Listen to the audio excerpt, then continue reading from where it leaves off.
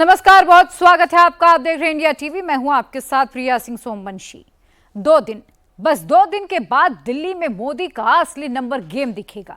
बस 2 दिन के बाद ये पता चलेगा कि मोदी 400 से कितना आगे पहुंचे हैं। बस 2 दिन बाद ये पता चलेगा कि मोदी में कितना दम है और राहुल गांधी का चैलेंज अभी कितना कम है। 2 दिन के बाद दिल्ली में उपराष्ट्रपति चुनाव के लिए वोटिंग होगी। नरेंद्र मोदी आज दिन भर चुनाव की तैयारी करते रहे और राहुल गांधी दिल्ली में दिखे ही नहीं। उपराष्ट्रपति चुनाव का रिजल्ट किस करवट बैठेगा ये तो सबको पता है। इंतजार इस बात का है कि मोदी विरोधी खेमे के कितने नंबर टूटते हैं और कितने सांसद अंतरात्मा की आवाज सुनते हैं। 2 दिन के बाद बिहार चुनाव की असली तैयारी शुरू होगी। उससे पहले की पूरी घेराबंदी आपको दिखा रहे हैं इस रिपोर्ट में।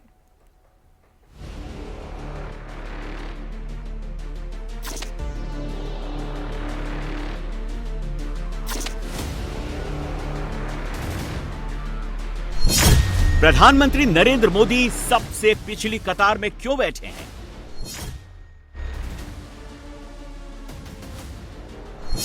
नरेंद्र मोदी ने अगली कतार में किसको बिठाया?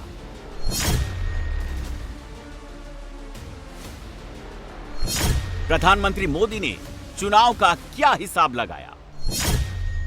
प्रधानमंत्री नरेंद्र मोदी बीजेपी की कार्यशाला में शामिल हुए तो एक आम सांसद की तरह आखिरी पंक्ति में बैठे। संगठन सर्वोच्च है, मोदी ये बात कहते ही नहीं, मोदी से जीते भी हैं। बीजेपी की कार्यशाला में मोदी को पिछली कतार में जिसने भी बैठे देखा वो चौंक गया। बीजेपी के सांसदों ने नहीं सोचा था कि प्रधानमंत्री इस तरह उनके पीछे बैठे मिलेंगे। बीजेपी ने यह कार्यशाला उपराष्ट्रपति चुनाव की तैयारियों के लिए लगाई। 2 दिनों में 4 सेशन करके बीजेपी अपने सांसदों को ट्रेनिंग दे रही है। बीजेपी अपने सांसदों को बैलेट पेपर पर सही निशान लगाना, उपराष्ट्रपति चुनाव में यूज होने वाले स्पेशल पेन का सही इस्तेमाल करना और बैलेट पेपर को सही तरीके से मोड़कर बैलेट बॉक्स में डालना सिखा रही है, जिससे 100% वोटिंग हो और कोई भी वोट कैंसिल ना हो।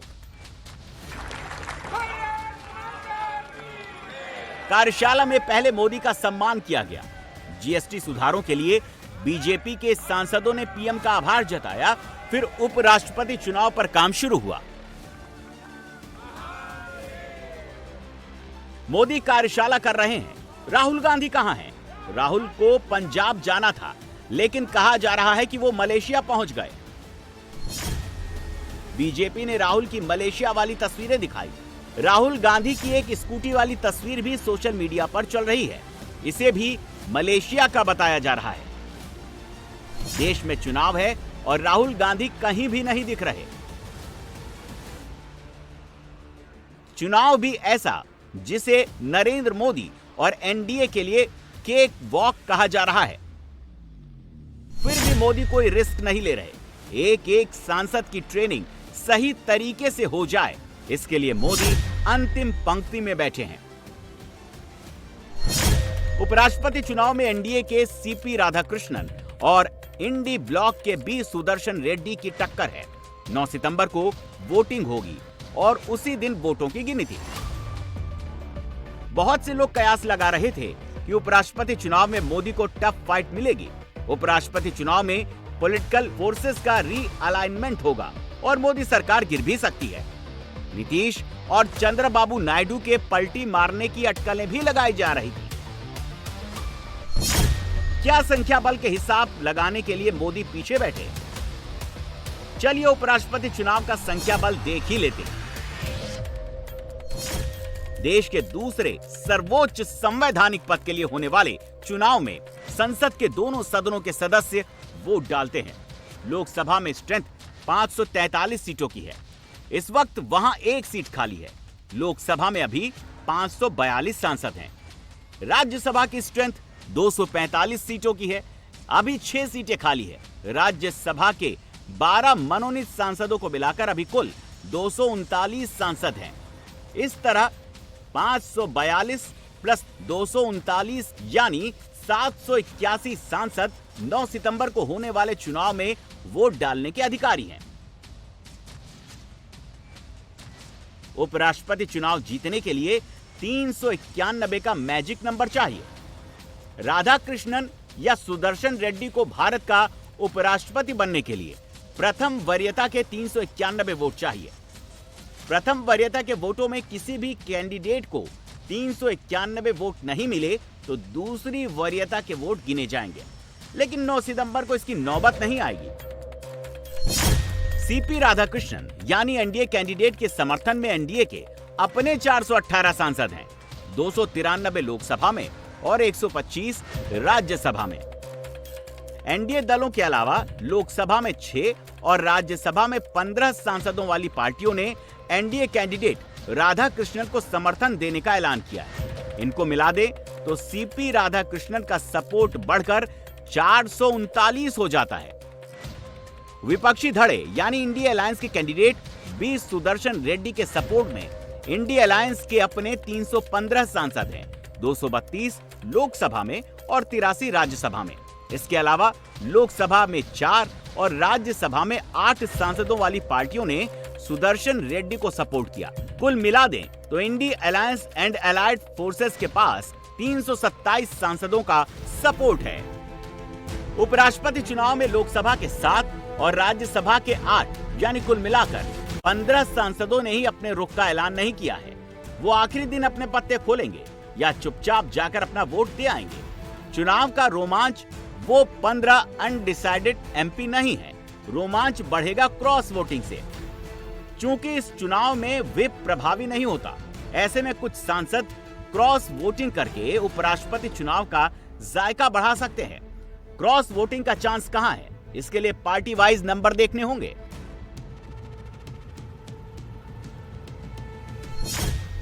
नरेंद्र मोदी की एनडीए के पास लोकसभा में 293 सांसद हैं, BJP 240, TDP 16, JDU 12, Shiv Sena Shinde 7, LJP Ramvilas 5। Lok Sabha में इन 5 दलों को मिला देने से ही मोदी बहुमत के आंकड़े के पार पहुंच जाते हैं। इनके अलावा आरएलडी 2, जनसेना 2, जेडीएस 2, अपना दल 1, हम 1, AGP 1, एजेएसयू 1, NCP Ajit 1, MDMK 1, UPP liberal 1। NDA के इन छोटे दलों को मिलाने से लोकसभा में एनडीए का संख्या बल 293 पहुंच जाता है। वाईएसआरसीपी के 4 सांसद, जेडपीएम का 1 सांसद और एसकेएम का 1 सांसद एनडीए कैंडिडेट को सपोर्ट दे रहा है। इनको मिलाकर लोकसभा में एनडीए 299 तक पहुंच जाता है। दूसरी तरफ इंडिया अलायंस के पास 232 सांसद हैं, जो बीजेपी से भी 8 कम है।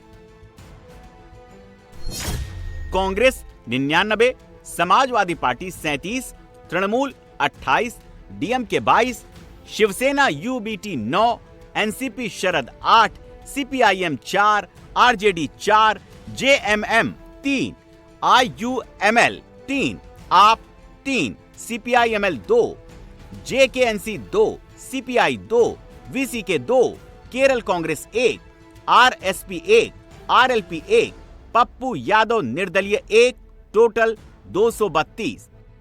लोकसभा में शिरोमणि अकाली दल का 1 सांसद, आजाद समाज पार्टी कांशीराम का 1 सांसद, भारतीय आदिवासी पार्टी बीएपी का 1 सांसद और एआईएमआईएम के असदुद्दीन ओवैसी ने इंडिया अलायंस के कैंडिडेट को सपोर्ट करने का ऐलान किया है।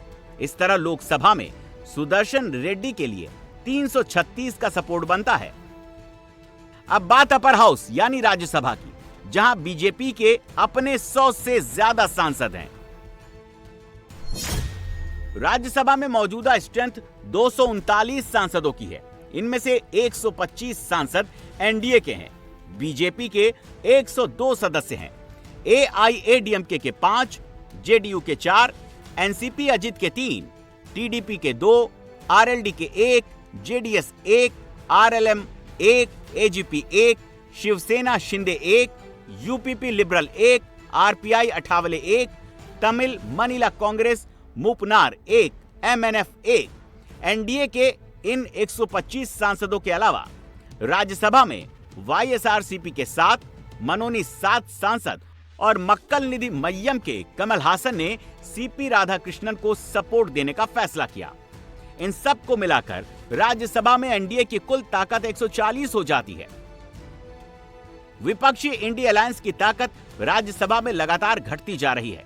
इस वक्त राज्यसभा में इंडी की ताकत 83 सांसदों की है। Congress 27, Trinamool 13, DMK 10, AAP 9, RJD 5, CPIM 4, SP 4, Shiv Sena UBT 2, NCP Sharad 2, JMM 2, IUML 2, CPI 2, Kerala Congress Mani 1, इनके अलावा बीजेडी के 7 सांसदों और निर्दलीय कपिल सिब्बल उपराष्ट्रपति चुनाव में इंडी अलायंस के कैंडिडेट को सपोर्ट कर रहे हैं। इस तरह इंडी प्लस 91 सीटों तक पहुंचता है। तो लोकसभा हो या राज्यसभा, दोनों जगह मोदी का पलड़ा भारी है। सोचिए, कहां 439 और कहां 327। मोदी के पास राहुल से 112 सांसद ज्यादा हैं। फिर भी मोदी लास्ट रो में बैठकर मेहनत कर रहे हैं और राहुल गांधी छुट्टी मना रहे हैं। All we know is that it will be somebody whom the ruling party nominates, because we already know the composition of the electorate. It's the two houses of parliament. Unlike the presidential election where the state assemblies also vote, for the vice president it's only Lok Sabha and Rajya Sabha. So we already know who has the majority. I think it's fairly clear that whoever is going to become vice president will be the nominee of the ruling party. Rahul Gandhi के सामने उनकी सियासत का वर्तमान और भविष्य बिल्कुल शीशे की तरह साफ है, लेकिन अपनी अलग दुनिया में वो मगन हैं और उसी दुनिया में ख्याली पुलाव पका रहे हैं। छुट्टी पर जाने से पहले राहुल एक नई थ्योरी लेकर आए, वो ये कि 2024 में अगर 15 सीटें इधर उधर हो जाती तो नरेंद्र मोदी प्रधानमंत्री नहीं बनते। Is that the election system in India is already dead. The Prime Minister of India is the Prime Minister of India with a very slim majority. If 10, 15 seats were rigged, and we suspect actually the number is much closer to 70, 80, 100. If 15 seats were rigged, he would not be the Prime Minister of India. And we are going to prove to you, in the coming few days, we are going to prove to you without any doubt in the coming few days how a Lok Sabha election can be rigged and was rigged. Rahul की ऐसी थ्योरियां fail होती रही हैं, आगे भी fail होने का खतरा है, क्योंकि 9 सितंबर के बाद मोदी पूरी तरह बिहार चुनाव में जुट जाने वाले हैं। मोदी ने अपनी पार्टी को अभी से ही काम पर लगा दिया है। जम्मू कश्मीर के हजरत बल दरगाह में ईंट पत्थर मार मार कर अशोक स्तंभ की निशानी मिटा दी गई।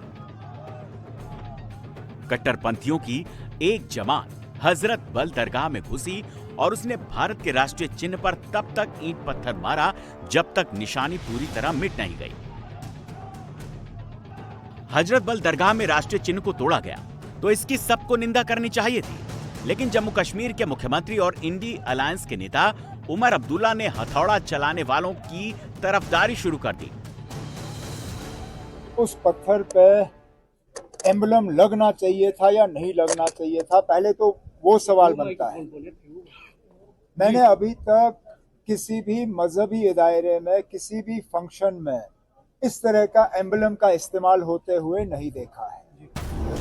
इंडिया अलायंस से तालमेल रखने वाली महबूबा मुफ्ती ने भी उल्टी बात कह डाली। एफआईआर तो होना चाहिए, अंडर सेक्शन 295A के तहत होना चाहिए, ब्लास्फेमी के लिए होना चाहिए और उन्हीं के खिलाफ होना चाहिए जिन्होंने ये बोर्ड लगाया, जिन्होंने इसका इनॉग्रेशन किया, जिन्होंने वहां अपनी ताजपोशी करवाई, उनके खिलाफ होना चाहिए। उनके खिलाफ नहीं होना चाहिए जो जज्बात में आके, जिन्होंने वहां पर उस वक्त गुस्से में आके कोई ऐसी, वो तो कोई भी कर सकता जवाब किसी के, हम तो जान देने के लिए तैयार हैं। मुसलमान तो अपना सर हथेली पे रख के अपनी जान देने के लिए तैयार है। हजरत बल दरगाह में अशोक स्तंभ पर हथौड़ा चलाने पर कांग्रेस ने खामोशी अख्तियार कर ली है। राहुल की पार्टी कुछ बोल नहीं रही, लेकिन मोदी की पार्टी ने अपनी लाइन क्लियर कर दी है। बीजेपी ने अशोक स्तंभ को सम्राट अशोक और बिहार से जोड़ दिया। जिस प्रकार से भारत भूमि के उस विशिष्ट अंग जिन्होंने हमें ज्ञान दिया, जिन्होंने हमें संस्कार दिया, बिहार के लिए जो अपमान का भाव कांग्रेस पार्टी के मन में है वो समय समय पर दिख रहा है। आज दो ऐसी चीजें हुई हैं जो कहीं न कहीं पूरे बिहार की संवेदनाओं को, पूरे बिहार के भावनाओं को और बिहारी अस्मिता को ठेस पहुंचाती है। श्रीनगर के हजरत बल में जिस प्रकार से अशोक चिन्ह जो कि सम्राट अशोक ने अशोक स्तंभ में स्थापित किया था उसे तोड़ा गया, और कुछ नेताओं का यह भी कहना है कि क्या आवश्यकता थी वहां अशोक चिन्ह का होना। उसे जिस प्रकार से तोड़ा गया है ये न केवल देश का अपमान है, यह अशोक सम्राट और स्वाभाविक रूप से अशोक सम्राट और बिहार उनका जो मिलान है, प्रत्येक बिहारी का यह अपमान है कि आप अशोक चिन्ह को तोड़ेंगे। मोदी की पार्टी ने अशोक स्तंभ पर लाइन क्लियर कर दी। मोदी सरकार ने भी लाइन सीधी रखी। जेडीयू कोटे से केंद्रीय मंत्री ललन सिंह ने साफ कर दिया कि जिन्होंने अशोक स्तंभ खंडित किया उनको सरकार दंडित करेगी। अशोक स्तंभ जो है वो इस देश का प्रतीक है और उसको कोई खंडित करने वाले बिल्कुल नहीं, वो दंडित। सम्राट अशोक उस मौर्य वंश के सबसे प्रतापी सम्राट थे जो पाटलिपुत्र में बैठकर अफगानिस्तान तक शासन करते थे, जिनकी सीमा आज के म्यांमार यानी बर्मा तक फैली थी। अशोक ने पहली बार पूरे भारतवर्ष को एक किया और धम्म को संरक्षण भी दिया। उसी अशोक की लाट को आजाद भारत में राष्ट्रीय चिन्ह के रूप में अपनाया गया। बिहार के लिए अशोक का खास महत्व है। बीजेपी और जेडीयू ने उसे भांप लिया है। कांग्रेस और आरजेडी यहां भी मुस्लिम वोट का हिसाब देख रही है। ये सब फालतू की चीजें जो है ना, कौन क्या कह रहा नहीं कर रहा है, जिसने किया है उस पर कार्रवाई होनी चाहिए। इसमें आरजेडी और कांग्रेस का क्या लेना है? हजरत बल दरगाह में अशोक स्तंभ लगाने वाले मुसलमान थे, वहां अशोक स्तंभ तोड़ने वाले भी मुसलमान थे। आरजेडी कांग्रेस को डर है, अगर इस आग की तरफ उसने हाथ बढ़ाया तो हाथ जल जाएंगे। बीजेपी के लिए यहां फायदा ही फायदा है। बिहार चुनाव से पहले बीजेपी तमाम तरह के मुद्दे ढूंढ कर ला रही है और बिहार चुनाव के लिए अपना हथियार भंडार बढ़ा रही है। इसकी एक और मिसाल है घुसपैठिया। झारखंड के एक मंत्री ने घुसपैठिया पर बयान दिया। पश्चिम बंगाल में मालदा में ममता बनर्जी की पार्टी के जिला अध्यक्ष ने भी बंगालियों को घुसपैठिया कहने पर आपत्तिजनक बयान दिया। बीजेपी ने इन बयानों को फट से बिहार चुनाव से कनेक्ट कर दिया। इरफान अंसारी जो कि झारखंड के वरिष्ठ मंत्री हैं, 2 बार के मंत्री हैं, इरफान अंसारी कहते हैं जो घुसपैठियों की बात करेगा, जो बांग्लादेशी कहेगा, उस भारतीय जनता पार्टी की कब्र हम झारखंड में खोद देंगे। सोचिए, देश को जो बचाने की कोशिश करेगा, देश की जो सुरक्षा की बात करेगा, देश में दूसरे घुस ना आए, देश के संसाधनों पर देश के ही नागरिकों का पहला अधिकार है, जो ये कहेगा उसको कब्र में दफना दिया जाएगा। और महिमा मंडन उनका होगा जो कहेंगे बांग्लादेशियों का देश के संसाधनों पर पहला अधिकार है, उनका वो महिमा मंडन करेंगे। दूसरा, केवल इरफान अंसारी ही नहीं, झारखंड से बंगाल के मालदा के तृणमूल कांग्रेस के जिला अध्यक्ष जिनका नाम अब्दुल रहीम बख्शी है, अब्दुल रहीम बख्शी, उन्होंने भी धमकाया है।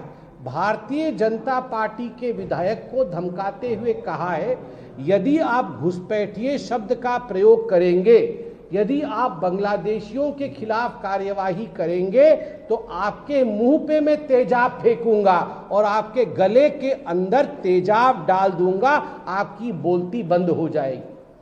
मैं बहुत ही संवेदनशीलता के साथ ये अपील करता हूं कि कलकत्ता के हाईकोर्ट का इसको सुओ मोटो कॉग्निजेंस लेना चाहिए। किसी के चेहरे पर तेजाब फेंकने की बात करना आज ये बहुत बड़ा दंडनीय अपराध है। कई बहनों ने यह घृणित कार्य अपने जीवन में देखा है, उनका जीवन बर्बाद हो गया है। और ऐसे में यदि एक पॉलिटिकल पार्टी का उच्च कद का नेता बंगाल के टीएमसी से ये कहता है कि मैं खुलेआम कहता है सभा में कि मैं तेजाब चेहरे पर फेंकूंगा, तो मुझे लगता है कोर्ट का इसका संज्ञान लेना चाहिए और जेल के अंदर इस व्यक्ति को भेजना चाहिए। बीजेपी बिहार चुनाव को उस डायरेक्शन में ले जा रही है जहां 70-30 का बंटवारा हो। 70% वोट एनडीए के लिए और करीब 30% वोट महागठबंधन के लिए। अभी ये कैलकुलेशन चल रहा है। बिहार में जब से राहुल गांधी की यात्रा खत्म हुई है, इंडिया अलायंस के लिए बस एक ही पॉजिटिव खबर आई है। आम आदमी पार्टी के नेता अरविंद केजरीवाल ने वोट चोरी के मुद्दे पर राहुल गांधी को सपोर्ट किया है। केजरीवाल ने राहुल या कांग्रेस का नाम नहीं लिया, लेकिन बातें वही कही जो राहुल गांधी कह रहे हैं। बहुत गलत है, वोट चोरी सही मुद्दा उठाया जा रहा है सभी पार्टियों के द्वारा। और जिस तरह से भारतीय जनता पार्टी को अब लगने लगा है कि वो जीत नहीं सकते, तो वो वोट चोरी करके अब जीतने की कोशिश कर रहे हैं। बिहार का चुनाव अगर इतना सीधा होता तो कोई भी बिहार को डिकोड कर लेता। बिहार कदम कदम पर सरप्राइज देता है। ऐसे ही एक सरप्राइज हैं प्रशांत किशोर। प्रशांत किशोर पिछले 2.5 साल से बिहार घूम रहे हैं। वो मुस्लिम बहुल किशनगंज अब आए हैं, जब चुनाव में केवल 2.5 महीने रह गए हैं। प्रशांत किशोर ने बिहार के 17.7% मुसलमानों को रिझाना शुरू किया है। 2014 में मैंने नरेंद्र मोदी के अभियान में कंधा लगाया है, तो आप में से कुछ लोग ये भी जानते होंगे कि 2014 के बाद 2021 तक इस देश में जहां कहीं भी भाजपा और नरेंद्र मोदी हारे हैं, हराने वाला दल और नेता कोई भी हो, उनके पीछे भी इसी प्रशांत किशोर ने कंधा लगाया है।